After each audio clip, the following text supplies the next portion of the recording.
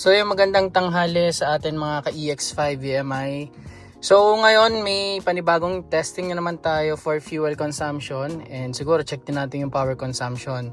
Kasi yung 'di ba yung part 1 ng video ko is around 22 to 26 kilometers lang yung tinakbo natin to check yung fuel consumption niya.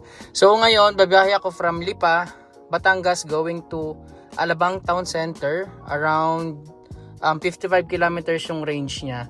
So yun naman i-check natin. So bali yung from part 1 going ito part 2 ng ating fuel consumption testing is na doble yung layo ng ating tatakbuhin. So ngayon guys, full charge tayo, 100% yung ating battery. And then yung ating fuel is 58%. And then ito siya, 105 kilometers kasi full charge tayo, and then 498 kilometers yung ating gasolina. So sa mileage statistic, kung mapapansin nyo, yung current trip natin is 0 minutes, 0 kilometers, and 0 km kasi hindi pa tayo nakakaalis. So later, pagdating natin sa Alabang Town Center, i-check naman natin yung fuel consumption or average fuel consumption ng 55 kilometers. So yun guys, nandito na tayo ngayon sa Alabang Town Center. And ipapakita ko lang yung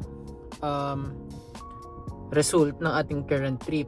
So yung mileage natin is 55 kilometers. Like I said kanina, na 55 kilometers yung nasa Google Map from bahay hanggang dito. And then driving duration natin is 1 hour and 14 minutes. And then average speed natin is 45 kilometers per hour. And then yung ating total mileage ngayon is 2,005 kilometers. And then yung ating battery is 52 kilometers pa natitira with 498 kilometers na gasolina. So kung mapapansin nyo sa ating battery, hindi nabawasan yung ating gas, 58% pa rin, and then 498 kilometers, pero naka-hybrid tayo. Kasi yung pagka-hybrid ni Geely EX5 BMI, as long as merong battery na mas mataas sa SOC percentage, battery muna yung kukuhanin niya. Hindi siya kukuha sa gasolina kahit naka-hybrid ka. Meaning, ang first priority lagi ni EX5 as long as wala ka pa sa SOC percentage is yung battery charge. Okay?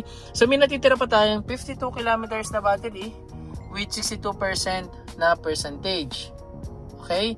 So, ayun guys, wala tayong na-consume na gas ngayon kasi ang total kilometers ng fully charged is 105 kilometers, and yung ang nagamit lang natin is around 55 something kilometers. So ayan, sa 55 kilometers na tinakbo natin, parang ang testing na to is pure electric since battery lang naman yung nag-consume.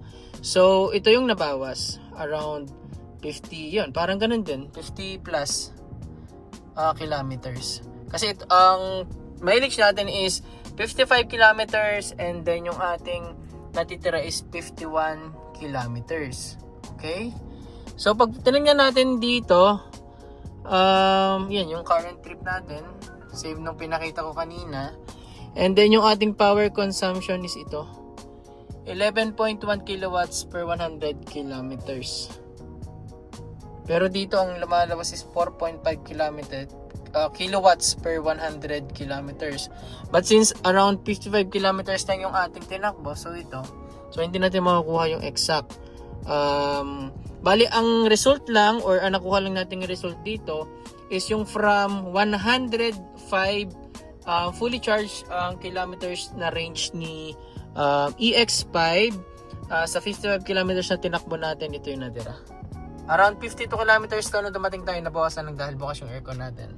So yung ating aircon dito is 18, and then dito ino-auto ko siya kanina kasi mainit, nag-8 siya.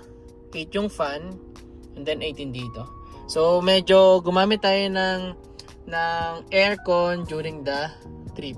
So yun guys, yun lang yung ating result ngayon. So parang ang testing natin is pure electric. Kahit naka-hybrid yung setup kanina, like I said, ang setup ni EX5 BMI, pag hybrid ka, as long as may battery charge na mas mataas sa SOC, ang first priority niya lagi is i-consume yung battery. Pag bumabasa siya SOC percentage, ang gagamitin niya na is yung battery at saka gasolina.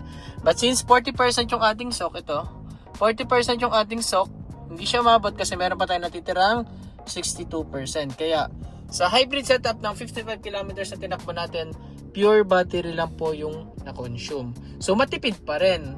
Kasi around, parang eksakto, ayan, 55. Tapos 52 yung natira, nabawasan lang ng isa. Okay? So matipid pa rin talaga si EX5 kumpara mo sa typical na sasakyan. So ito yung ating result ng testing. I hope na na-provide at nabigay ko sa inyo yung resulta. And see you again sa mga susunod nating vlog. Thank you everyone and mag-ingat tayong lahat.